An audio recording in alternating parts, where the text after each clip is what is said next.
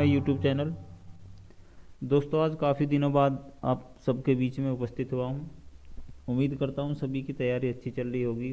बहुत अच्छे से आप सीटेट के पेपर की तैयारी कर रहे होंगे। दोस्तों देखिए, तैयारी का सबसे अच्छा मौसम है, क्योंकि इस समय क्या है, हमको काफ़ी समय मिल जाएगा तैयारी करने के लिए। रात को देर रात तक आप मेहनत कर सकते हैं, पढ़ सकते हैं, और सुबह को भी अर्ली मॉर्निंग उठ के आप तैयारी कर सकते हैं। तो दोस्तों, ज़्यादा समय न लेते हुए चलते हैं सीधे प्रश्नों की तरफ। आज मैं आपके बीच में लेकर आया हूँ पर्यावरण के कुछ अति महत्वपूर्ण प्रश्न। चलते हैं फटाफट प्रश्न 1 की तरफ। प्रश्न 1,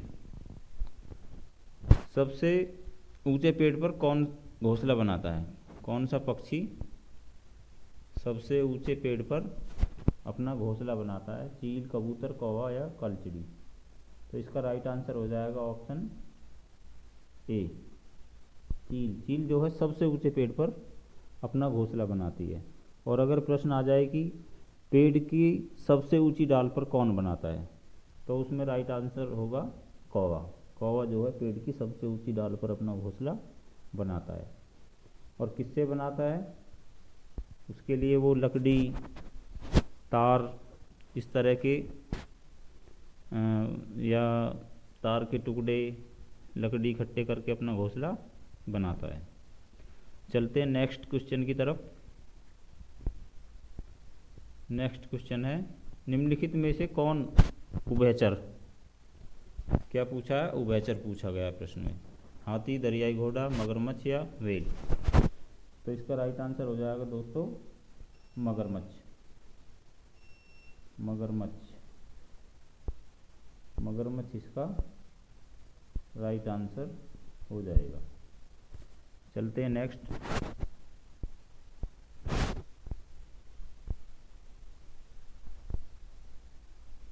निम्नलिखित में से लेह और लद्दाख के मकानों की विशेषताएं चुनिए। पहली क्या है? पेड़ के तनों से बनी लकड़ी की ढालू छतें। ऑप्शन 2 है निचली मंजिल में की कोई खिड़की नहीं। तीसरा, पत्थर, मिट्टी और चूने से बनी दीवारें। ऑप्शन 4 है लकड़ी के फर्श। तो देखिए दोस्तों, लेह और लद्दाख में जो मकान बनते हैं वो कैसे बनते हैं? पत्थर, मिट्टी और चूने से दीवारें नहीं बनती लेह लद्दाख के मकानों में। उसमें क्या होता है? पेड़ के तनों से बनी लकड़ी की ढालू छतें होती हैं। निचली मंजिल में कोई खिड़की नहीं होती, ये भी सही है। लकड़ी के फर्श होते हैं वहाँ पे। क्या नहीं होता? पत्थर, मिट्टी के या चूने की दीवारें नहीं होती। तो पहला, दूसरा और चौथा ऑप्शन, पहला, दूसरा और चौथा ऑप्शन कौन से में है? ऑप्शन 2, पहला, दूसरा और चौथा, यानी कि सेकंड ऑप्शन इसका राइट आंसर हो जाएगा। इसी तरह के सीटेट में प्रश्न पूछे जाते हैं पेडागोजी से संबंधित, और बहुत अच्छा प्रश्न है। चलते हैं नेक्स्ट।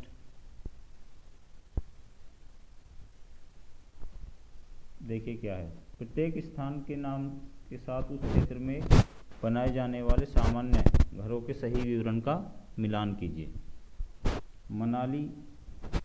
मनाली के सामने दे रखा है बांस के खंभों पर बने ऊंचे उठे हुए घर।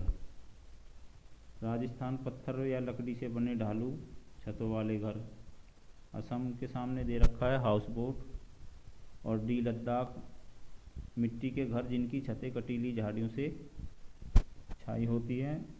और पांचवा ऑप्शन है पत्थर के बने घर जिसके फर्श और छतें लकड़ी की होती हैं। तो इसमें क्या होगा? इसमें हमें देखिए, हमें क्या है, हर उसकी याद करनी पड़ेगी कि मनाली में किस तरह के मकान होते हैं, राजस्थान में किस तरह के होते हैं, असम में किस तरह के। सबसे पहले हमको यही देखना है।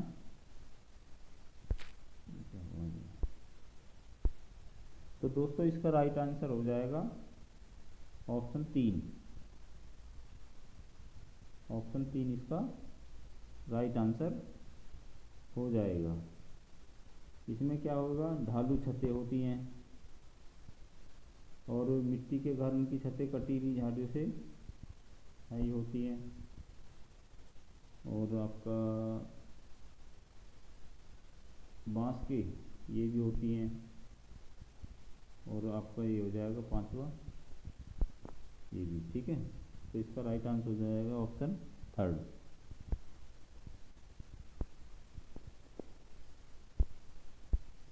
कुत्ता मछली का आवास है। प्रश्न 5 है, कुत्ता मछली एक मछली होती है, मछली का नाम है कुत्ता मछली। कहाँ पाई जाती है? नदी में, तालाब में, झील में, समुद्र में। तो कुत्ता मछली कहाँ पाई जाती है दोस्तों? तालाब में पाई जाती है। नेक्स्ट क्वेश्चन, वायु प्रदूषण का कारण है कीटनाशक, सीवेज, धुआं या ध्वनि विस्तारक। तो वायु प्रदूषण का क्या कारण है? धुआं, ऑप्शन 3 ये इसका राइट आंसर हो जाएगा। चलते हैं नेक्स्ट, ओजोन परत पाई जाती है। बहुत इम्पोर्टेंट प्रश्न है, कई बार पूछा जा चुका कई परीक्षाओं में। ओजोन परत कहाँ पाई जाती है? स्ट्रेटोस्फीयर, बी ऑप्शन इसका राइट आंसर हो जाएगा। प्रश्न 8, कौन सी गैस ग्लोबल वार्मिंग के लिए उत्तरदायी है? Nitrogen, methane, carbon dioxide, sulphur dioxide. तो आप सबको भी मालूम होगा ग्लोबल वार्मिंग के लिए कौन सी गैस सबसे ज़्यादा उत्तरदायी है? Carbon dioxide. कार्बन डाइऑक्साइड इसका हो जाएगा, और इसको CO2 भी कहते हैं। क्या कहते हैं? CO2। ठीक है, चलते हैं नेक्स्ट, मधुबनी पेंटिंग। ये भी बहुत अच्छा प्रश्न कई बार पूछा जा चुका है। मधुबनी पेंटिंग के बारे में कौन सा कथन सत्य है? यह केवल लकड़ी के कोयले से बनाई जाती है, इसमें पिसे हुए चावल के घोल से में प्राकृतिक रंगों का उपयोग होता है, यह केवल महाराष्ट्र की प्रसिद्ध कला है। ऑप्शन डी, इसमें केवल ज्यामितीय आकृतियाँ होती हैं, जानवर नहीं। तो इसमें प्रश्न में क्या पूछा है? कौन सा कथन सत्य है? तो इसमें ऑप्शन बी इसका राइट आंसर हो जाएगा।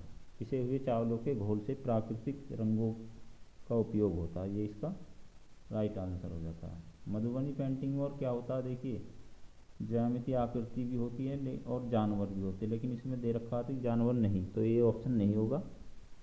तो बी ऑप्शन इसका राइट आंसर हो जाएगा। चलते हैं नेक्स्ट,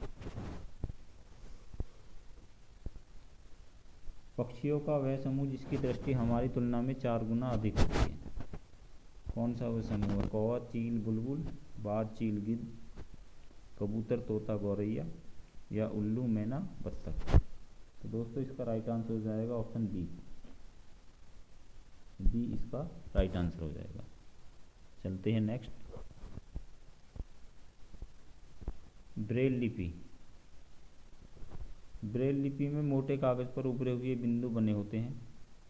यह लिपि कितने बिंदुओं पर आधारित है? यह भी अच्छा प्रश्न है। ब्रेल लिपि से संबंधित भी प्रश्न पूछा जाता है। 4 बिंदु, 6 बिंदु, 8 बिंदु या 10 बिंदु। तो देखिए इसमें कितना इसका राइट आंसर हो जाएगा? 6 बिंदु। ठीक है, ऑप्शन बी इसका राइट आंसर हो जाएगा। ब्रेल लिपि यानी कि जो देखने में जिनको दिक्कत होती है, देख नहीं पाते, वो ब्रेल लिपि से पढ़ाई कर सकते हैं। चलते हैं नेक्स्ट, नीचे दिए गए किस राज्य में तोरंग का अर्थ जंगल है? असम, उड़ीसा, मिजोरम या झारखंड। तो दोस्तों इसका राइट आंसर हो जाएगा झारखंड। झारखंड इसका राइट आंसर हो जाएगा। तोरंग का अर्थ जंगल। ठीक है, चलते हैं नेक्स्ट, एनसीएफ से संबंधित भी 2 से 3 प्रश्न आते हैं। एनसीएफ का पूरा आप अच्छे से पढ़ लेना। एनसीएफ 2005 के अनुसार प्राथमिक स्तर पर ईवीएस का पाठ्यक्रम कैसा होना चाहिए? ऑप्शन ए विषय केंद्रित, ऑप्शन बी एकीकृत और थीम आधारित, ऑप्शन सी केवल किताबों पर आधारित, या ऑप्शन डी शिक्षक केंद्रित। तो गाइस एनसीएफ 2005 का जो प्राथमिक स्तर का ईवीएस का पाठ्यक्रम वो कैसा होना चाहिए? एकीकृत और थीम आधारित। बी ऑप्शन इसका राइट आंसर हो जाएगा। दोस्तों प्रश्न अच्छे लग रहे हो तो चैनल को सब्सक्राइब कर लीजिए और वीडियो को लाइक शेयर ज़रूर करना। चलते हैं नेक्स्ट। निम्नलिखित में से पेट्रोलियम से सही अभिलक्षण चुनिए। अच्छी गंध का, पतला नीला रंगीन द्रव। ऑप्शन 2 है इसका, बिना गंध का गाढ़ा और गहरे रंग का लाल तरल। ऑप्शन 3 बदबूदार गाढ़ा गहरे रंग का तेल। ऑप्शन 4 है इसका बदबूदार पतला या पीला द्रव। तो इसका ऑप्शन कौन सा सही होगा? ऑप्शन थर्ड ऑप्शन इसका राइट आंसर हो जाएगा, बदबूदार गाढ़ा और गहरे रंग का तेल। चलते हैं नेक्स्ट। अल बरूनी जिस देश से आया था उसका नाम क्या था? इस तरह के प्रश्न भी पूछे जाते हैं सीटेट परीक्षा में। उज्बेकिस्तान, ओमान, अफगानिस्तान या बांग्लादेश। तो अल बरूनी आया था उज्बेकिस्तान से। ऑप्शन ए इसका राइट आंसर हो जाएगा। चलते हैं दोस्तों नेक्स्ट। उसे चुनिए जो अन्यों से भिन्न है। ग्रीस, कोयला, पेट्रोल या पैराफिन मोम।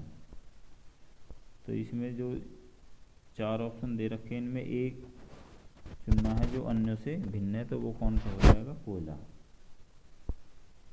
राइट आंसर इसका थर्ड ऑप्शन। चलते हैं नेक्स्ट। माउंट एवरेस्ट एक भाग है म्यांमार का, भारत का, तिब्बत का या नेपाल का। तो माउंट एवरेस्ट एक भाग किसका है? नेपाल का। नेपाल इसका राइट आंसर हो जाएगा। चलते हैं दोस्तों नेक्स्ट। बायोडीजल, ये भी बहुत अच्छा प्रश्न है। बायोडीजल तैयार किया जाता है यूट्रिकुलेरिया, जेट्रोफा, देवदार या यूकेलिप्टस से। तो गाइस बायोडीजल होता है जेट्रोफा से तैयार। किससे होता है? जेट्रोफा से तैयार होता है। चलते हैं अगले प्रश्न की तरफ। केरल के निकटवर्ती राज्य, देखिए निकटवर्ती राज्यों से संबंधित भी एक प्रश्न लगभग हर बार ही पूछा जाता है। तमिलनाडु और आंध्र प्रदेश, कर्नाटक और महाराष्ट्र, आंध्र प्रदेश और कर्नाटक। ऑप्शन लास्ट है कौन सा? कर्नाटक और तमिलनाडु। तो इसका राइट आंसर हो जाएगा कर्नाटक और तमिलनाडु। कर्नाटक और तमिलनाडु, ये इसका राइट आंसर हो जाएगा। अब चलते हैं प्रश्न 20 की तरफ।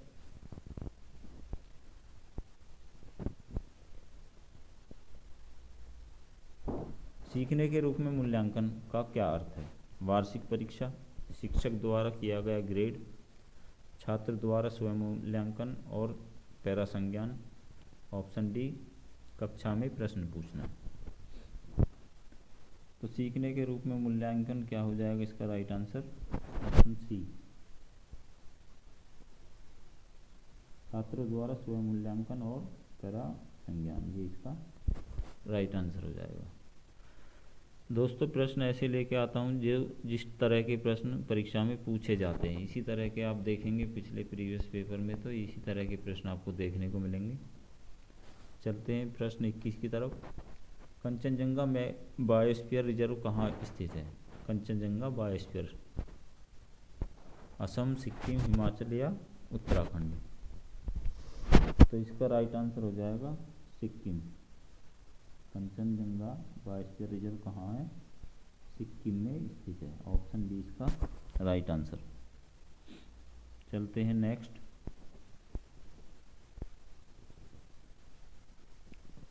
चेंगपा जनजाति अपने जानवरों को रखने के लिए जो पत्थर का घर बनाती है उसे क्या कहते हैं? घर से संबंधित भी प्रश्न पूछा जाता है। रेम्बो, लेखा, टेंट या इग्लू। तो चेंगपा जनजाति अपने जानवरों को रखने के लिए जो पत्थर का घर बनाती है उसको कहते हैं लेखा। क्या कहते हैं उसको? लेखा बोलते हैं उसको। बी ऑप्शन इसका राइट आंसर हो जाएगा। और जो टेंट नुमा बनाते हैं उसको रेम्बो बोलते हैं, इसे भी आप याद रखना। चलते हैं नेक्स्ट।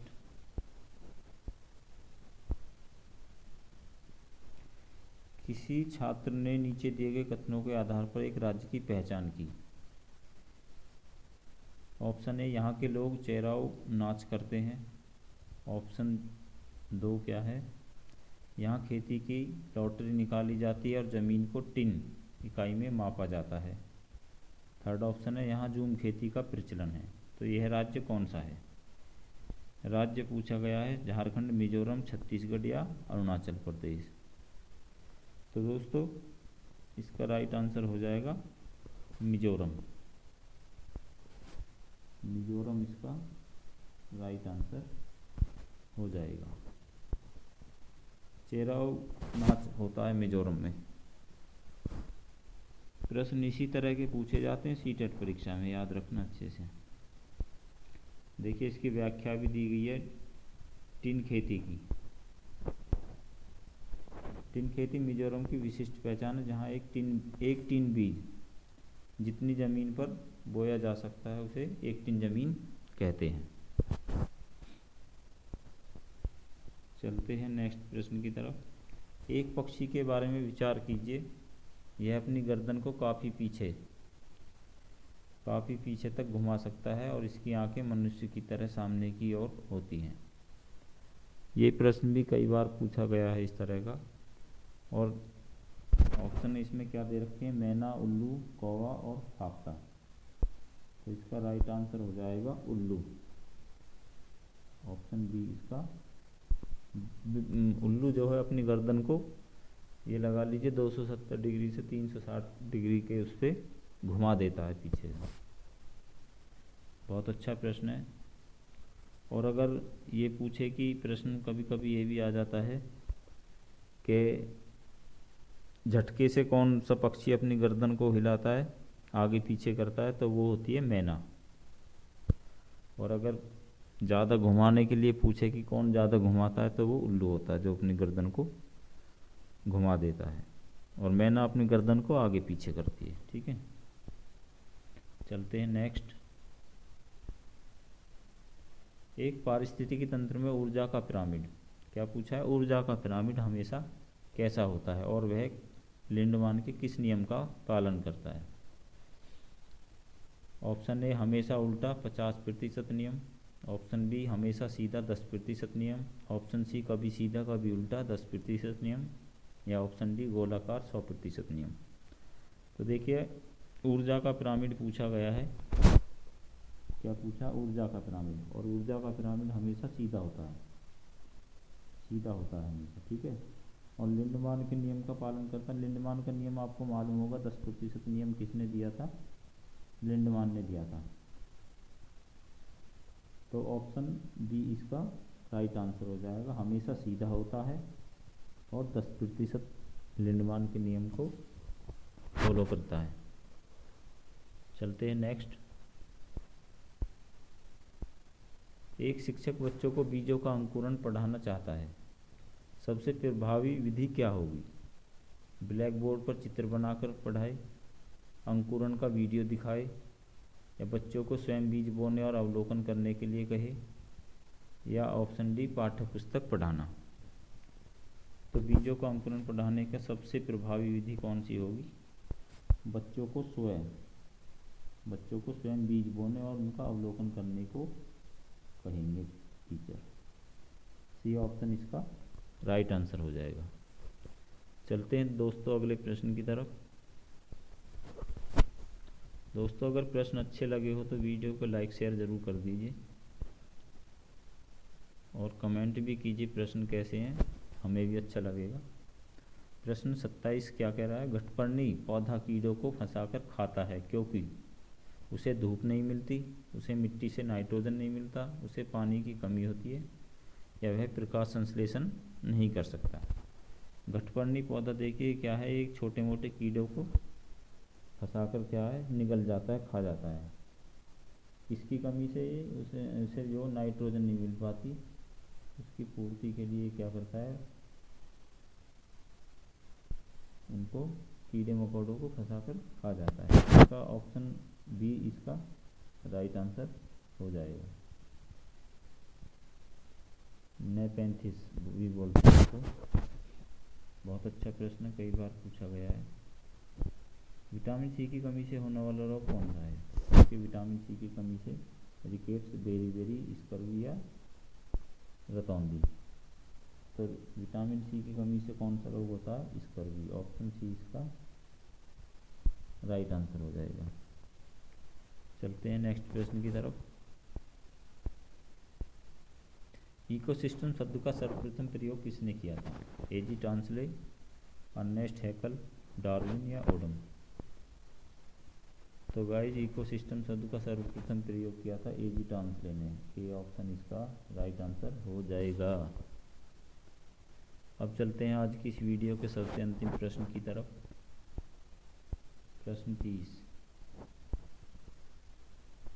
ईवीएस की कक्षा में क्षेत्र भ्रमण का प्राथमिक उद्देश्य क्या है? बच्चों को आनंद देना, माता पिता को संतोष करना,